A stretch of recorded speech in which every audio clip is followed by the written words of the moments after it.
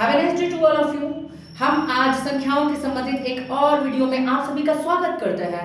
हम जैसे कि लास्ट वीडियो में पढ़ चुके हैं कि प्राकृतिक संख्या किसे कहते हैं, पूर्ण संख्या किसे कहते हैं, पूर्णांक क्या होता है, ये सम संख्या विषम संख्या क्या होता है, पूर्ववर्ती संख्या परावर्ती संख्या क्या होता है। इन संख्याओं के बारे में हमने पिछली वीडियो में पढ़ा था। यदि आप दोस्तों आपको ये सब नहीं आता तो आप पिछली वीडियो में जाके देख सकते हैं डिस्क्रिप्शन से। आइए हम आज के टॉपिक क्लासेस को स्टार्ट करते हैं। सबसे पहले हम आज जो संख्याओं के बारे में पढ़ेंगे उस संख्या को बोलते हैं परिमेय संख्या। क्या बोलेंगे हम? परिमेय संख्या। परिमेय संख्या, इसको इंग्लिश में हम बोलते हैं my dear friends rational number. Rational number, okay, rational number. हम आइए जान लेते हैं परिमेय संख्या क्या होता है। क्लास 8वीं 9वीं और 10वीं में इस संख्याओं को हम लोग विशेष रूप से पढ़ते हैं। आइए हम इसके बारे में जान लेते हैं कि आखिर परिमेय संख्या किसे कहते हैं। अगर आपके पास परिमेय संख्या से रिलेटेड संदेह है, खुद पे मतलब समझ में नहीं आता कैसे बताएं, तो आज इस वीडियो को देखने के बाद आप अच्छे तरीके से बता लेंगे। आइए हम देखते हैं कैसे परिमेय संख्या किसे कहेंगे। तो दोस्तों जिन संख्याओं को याद रखिए दोस्तों, जिन संख्याओं को हम P बटा Q, अब P बटा Q क्या होता है दोस्तों, हम अभी आपके बताएंगे। जिन संख्याओं को हम P बटा Q के रूप में लिखते हैं जहां P तथा Q पूर्णांक हो और Q 0 के बराबर नहीं हो, Q शून्य नहीं हो, परिमेय संख्या कहलाता है। परिमेय संख्या कहलाता है। आइए दोस्तों समझ लेते हैं इस डेफिनेशन को अच्छे तरीके से। जिस संख्याओं को मतलब जो भी कोई भी संख्या हो जिसको हम कैसे लिखेंगे, P बटा Q के रूप में लिखेंगे। और लिखते वक्त क्या ध्यान रखेंगे कि जहां पे ना P और Q क्या होना चाहिए, पूर्णांक होना चाहिए। याद करिए दोस्तों, हमने पिछली वीडियो में पूर्णांक संख्या के बारे में अच्छे से पढ़ा था।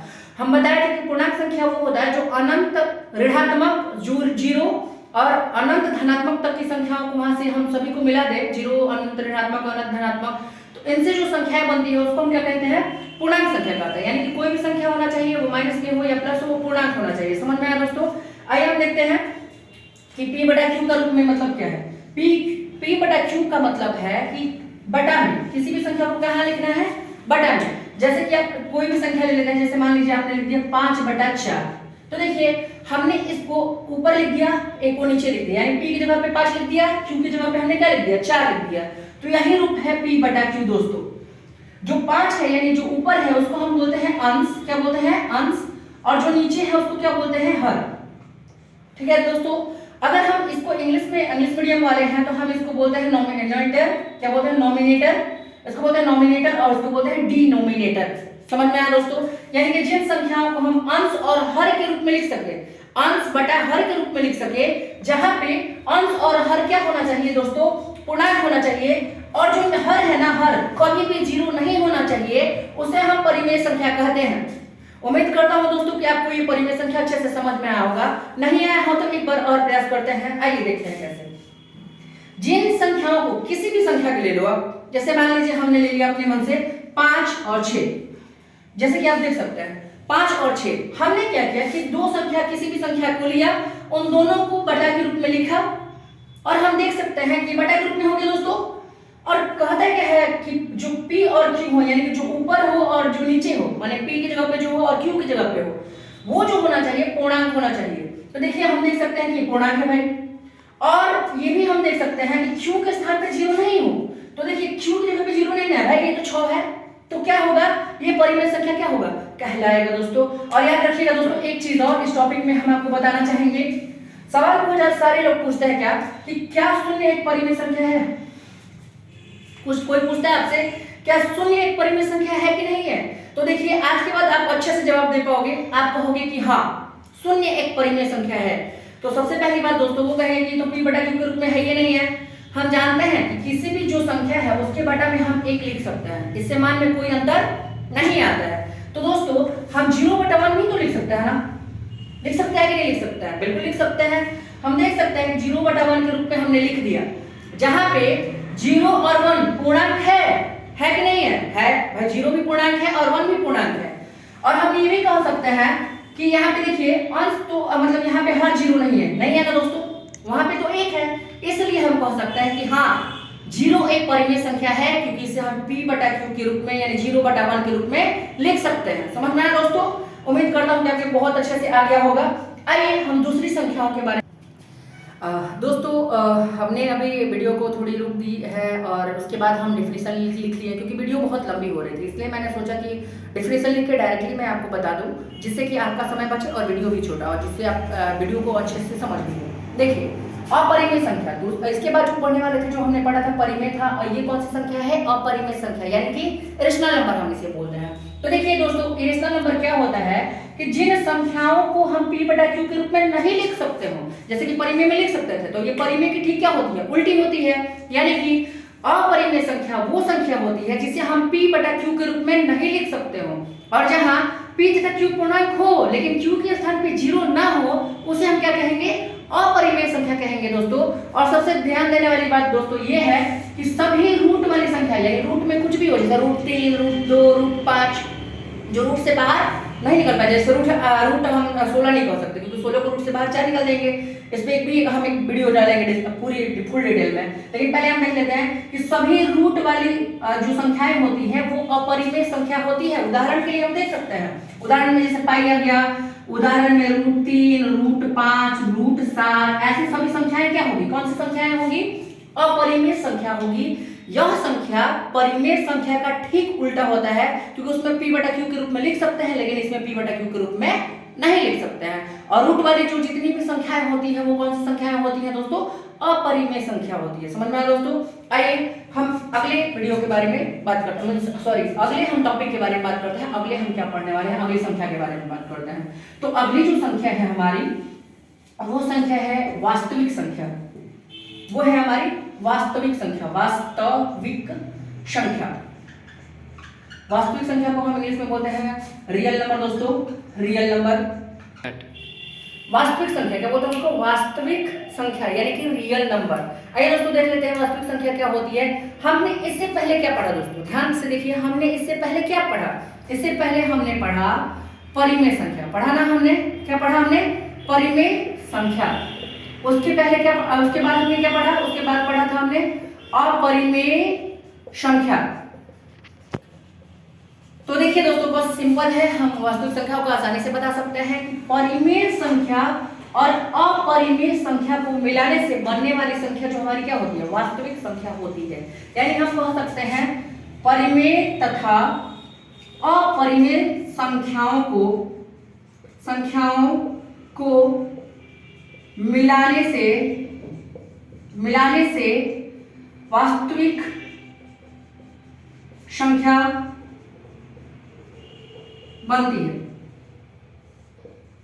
यानी कि हम कह सकते हैं कि परिमेय तथा अपरिमेय संख्याओं के सम्मिलित रूप को हम क्या कह सकते हैं? सम्मिलित रूप को, यानी कि परिमेय संख्या तथा अपरिमेय संख्याओं के सम्मिलित रूप को हम क्या कहते हैं? सम्मिलित रूप को वास्तविक संख्या कहते हैं। कौन सी संख्या दोस्तों बताएं? वास्तविक संख्या कहते हैं। अब अपना डेफिनेशन आप याद करके देख लो, अच्छे से याद भी हो जाएगा आपको। सिंपल है, कोई बोलेगा वास्तविक संख्या किसे कहते हैं, रियल नंबर किसे कहते हैं, तो आसानी से आप कह सकते हैं कि परिमेय संख्या तथा अपरिमेय संख्याओं के सम्मिलित रूप को ही वास्तविक संख्या कहेंगे। यानी मान लीजिए कि अगर कहीं वास्तविक, मान लीजिए अब अगर आप मार्केट जाते हो तो बहुत सारे सब्जियां खरीदते होंगे, ठीक उसी तरीके से अगर हम परिमेय संख्या और अपरिमेय संख्या को अपने कैरी बैग में डाल दे तो उससे बनने वाली जो संख्या होगी ना, उस हम संख्या को क्या बोलेंगे दोस्तों? वास्तविक संख्या कहेंगे। समझ में आया दोस्तों? अब देखिए इसके बाद जो अगली संख्या के बारे में हम पढ़ने वाले हैं वो दोस्तों है, जैसे बहुत सारे लोग होते नहीं है, हम हैं, हम मतलब मेरा एक अलग ही मतलब पहचान है, उसी तरह जो प्राइम नंबर है, मतलब जिसको हम पढ़ने वाले हैं, अभी हम ध्यान से देखें, इसको हम पढ़ने वाले हैं, इसको बोलेंगे हम प्राइम नंबर। क्या बोलते हैं दोस्तों? प्राइम नंबर, यानी कि इसको हम बोलते हैं अभाज्य संख्या, अभाज्य संख्या क्या बोलेंगे हम इसको? अभाज्य संख्या। अभाज्य का मतलब हो जो विभाज्य न हो, जो मतलब कटे नहीं, जो कटे नहीं। यानी कि हम ध्यान से देख सकते हैं कि अभाज्य संख्या किसे कहते हैं? वह संख्या जो एक और स्वयं के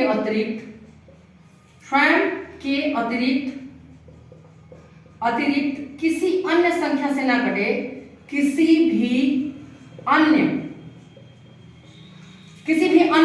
संख्या से ना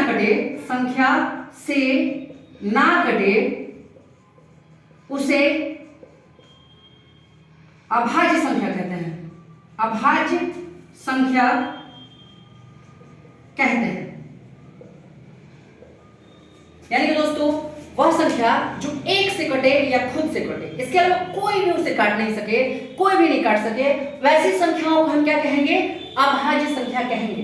दोस्तों टोटल 1 से लेकर जो 100 तक होता है ना, 1 से लेकर 100 तक में टोटल इनकी जो संख्या होती है वो 25 होती है। कितनी होती है?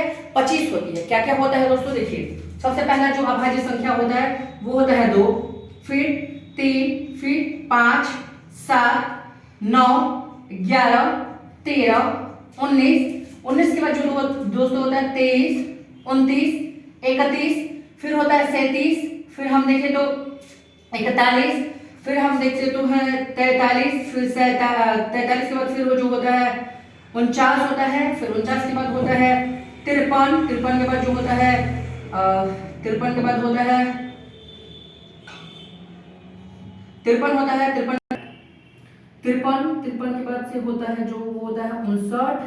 और सॉरी दोस्तों, एक संख्या छूट गई है यहाँ पे, हम देख सकते हैं 47 की जो संख्या होती है वो नहीं कटने वाली होती है। उसके बाद 59 के बाद जो हम यहाँ देख सकते हैं 61 हो सकता है, 71 होता है, 73 होता है, 69 होता है, फिर 83 होता है, 83 के बाद फिर 89 होता है और 97 होता है, 97 होता है, 97। आइए हम देख लेते हैं कि ये 25 हुआ है कि नहीं। यहाँ देख सकते हैं 3, 3, 6, 3, 9, 3, 12, 3, 5, 15, 3, 6, 18, 3, 7, 21, 13, 24, 25। जी बिल्कुल सही है। तो ये जो सभी संख्याएं हैं ना, वो कौन सी संख्या कहलाती है? अभाज्य संख्या कहलाती है, जो एक और स्वयं के अतिरिक्त किसी अन्य संख्या से नहीं कटती है। यानी 1 से लेकर 100 तक की जो सभी संख्याओं में इनकी जो संख्या होती है, अभाज्य संख्या की संख्या होती है, वो 25 होती है। आशा करता हूँ कि आपको समझ में आ गया हो। मतलब यानी कि जो एक से कटे नहीं तो खुद से कटे। आइए अगली संख्या को हम देख लेते हैं। जैसे कि दोस्तों हम अभी पढ़े थे अभाज्य संख्या, अभाज्य संख्या। समय बचाने के लिए मैंने इसको नोट डाउन कर दिया। भाज्य संख्या यानी इसको बोलते हैं कंपोजिट नंबर। कंपोजिट नंबर क्या होता है? जैसे कि ये अभाज्य संख्या का उल्टा होता है, यानी कि वो तो एक और स्वयं से कटता है। ये देखिए, वे संख्याएं जो एक तथा स्वयं के अतिरिक्त किसी अन्य संख्या से भी कट जाए, भाज्य संख्या कहते हैं या कहलाता है। भाज्य संख्या कहलाता है। तो दोस्तों यानी कि हम कह सकते हैं कि वे संख्याएं जो एक तथा स्वयं के अतिरिक्त भी किसी अन्य संख्या से कटे, उसे हम कौन सी संख्या कहेंगे? कंपोजिट नंबर कहेंगे, भाज्य संख्या कहेंगे। जैसे उदाहरण के लिए देखिए 4 जो है 1 से कटेगा, खुद से भी कटेगा, 2 से भी कटेगा। तो इसके अतिरिक्त जैसे देखिए 6 देख लीजिए, 1 से कटेगा, 6 से कटेगा, 2 से कटेगा, 3 से कटेगा। यानी कि जो अपने के अतिरिक्त किसी अन्य संख्या से भी, अन्य संख्याओं से भी कटे, उसे हम क्या कहेंगे? भाज्य संख्या कहेंगे। समझ में आया दोस्तों? भाज्य संख्या आपको अच्छे से आ गया है, आप इसको नोट डाउन कर सकते हैं। इसके बाद हम अगली संख्या के बारे में पढ़ते हैं। अगली जो संख्या है हम उसको बोलते हैं सहअभाज्य संख्या। सहअभाज्य संख्या, सहअभाज्य संख्या, सहअभाज्य संख्या। स्टार्ट करते हैं। हम देखते हैं यहाँ पे अगली संख्या के बारे में। हम इसको देख सकते हैं सहअभाज्य संख्या, यानी कि को प्राइम नंबर। को प्राइम नंबर क्या होता है? तो ऐसी दो प्राकृतिक संख्याएं जिनका मौसम एक हो, सहअभाज्य संख्या कहलाता है। मतलब हम जैसे कि कोई भी प्राकृतिक संख्या ले सकते हैं। जैसे हम यहाँ पे देख सकते हैं, यहाँ पे 14 हो गया और यहाँ पे हमने ले लिया 15। ये दोनों प्राकृतिक संख्या है और इनके इसमें हम देख सकते हैं कि जिनका मौसम क्या है? एक है। इन दोनों में मौसम क्या है? एक है। तो इसको हम क्या कहेंगे? कौन सी संख्या कहेंगे? सहअभाज्य संख्या। मतलब आप समझ सकते हैं कि दो प्राकृतिक ऐसी संख्याएं जिनका मौसम एक हो, सहअभाज्य संख्या कहलाता है। जैसे उदाहरण में हम आराम से देख सकते हैं 2 और 3 इनके में मौसा 1 है, 4 और 5 इनका भी मौसा 1 है। यानी कि जिन संख्याओं का, जिन दो प्राकृतिक संख्याओं का मौसा 1 हो उन संख्याओं को हम सहअभाज्य संख्या कहते हैं। खत्म, एंड। दोस्तों हम पूरी संख्याओं को पढ़ लिए हैं, इससे अतिरिक्त हम सब चीज पढ़ लिए हैं।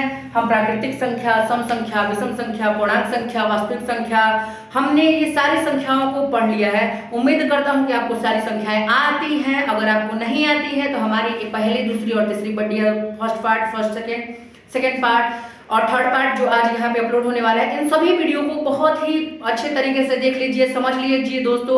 और कोई समस्या होती है तो आप मेरे कमेंट सेक्शन में कर सकते हैं, मैं उसके ऊपर भी अच्छे से वीडियो बना दूंगा।